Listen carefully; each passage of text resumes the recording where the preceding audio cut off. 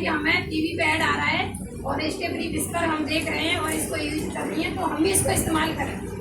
लेकिन हमें कितना फ्लो आता है, महिलाओं को अपने अंदर से खुद को नहीं पता होता कि हम उनको कितना फ्लो आ रहा है।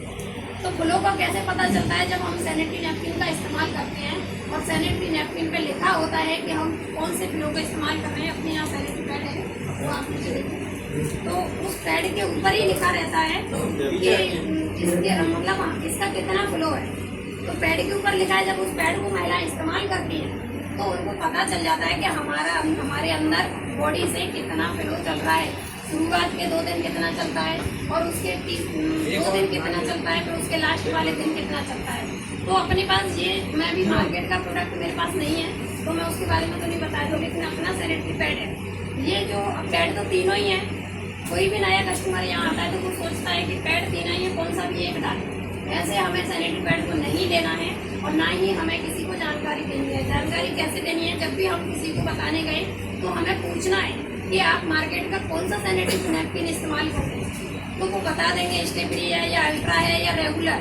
मतलब नाम, कंपनी का नाम अलग है लेकिन उसमें रेगुलर और अल्ट्रा और एक्सेल तीनों का मतलब अलग अलग है। अगर वो एक्सेल को इस्तेमाल करते हैं तो हमें सिर्फ अपने एक्सेल की ही जानकारी देनी है। ये एक्सेल हमारे अंदर जो आरसीएम के अंदर जो पैड है ये एक्सेल है और एक्स्ट्रा लॉन्ग पैड की हम उनको जानकारी देंगे, उनको समझाएंगे। अगर हमने एक्सेल की बजाय इसको जानकारी दे दी, वो जैसे एक्सेल को इस्तेमाल कर रहे हैं मार्केट से खरीद के, और हमने इस पैड की जानकारी दे दी तो उनको ये पैड पसंद नहीं आएगा और वो यही बोलेंगे कि आरसीएम का पैड बेकार है, अच्छा नहीं है।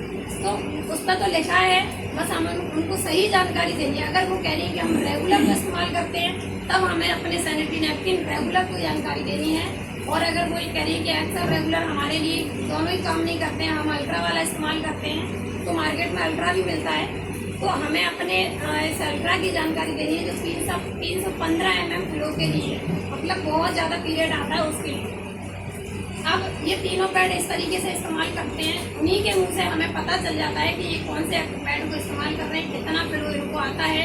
अब डायरेक्टली आप उनसे ये पूछोगे कि आपको कितना खून आता है तो आप उस घर से भगा दिए जाओगे ना। इसलिए हमें अपने शब्दों में बदलाव लाना होगा और पहले खुद को इस पैड की जानकारी लेनी होगी, उसके बाद ही सामने से ही जवाब और सवाल दोनों ही मिल जाते हैं। अब इनकी खासियत क्या है कि हमें ये देखना है कि वो जो पैड इस्तेमाल कर रहे हैं उनके सामने पैड को इस तरीके से देखना है। पैड को निकाला उनके सामने ही और इस तरीके से ऐसे देखना। जब ऐसे पैड को देखेंगे तो पता चल जाएगा उनको भी, हमें तो पता ही है लेकिन उनको पता चल जाएगा कि ये प्लास्टिक का है, क्योंकि प्लास्टिक पकती है। ऐसे पकेगा उनका सैनिटरी पैड उनके हाथ में, कौन सा भी हो, बस वो अल्ट्रा नहीं हो।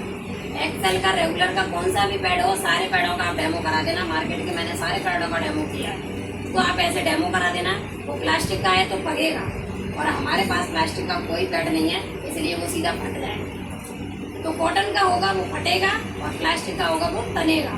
तो इस तरीके से हमें उनको दिखाना है। दूसरा डेमो करके ऐसे दिखाना है। अगर आपके पास टाइम हो तो हम इसको ऐसे कर सकते हैं कि दोनों पैडों को जला देते हैं।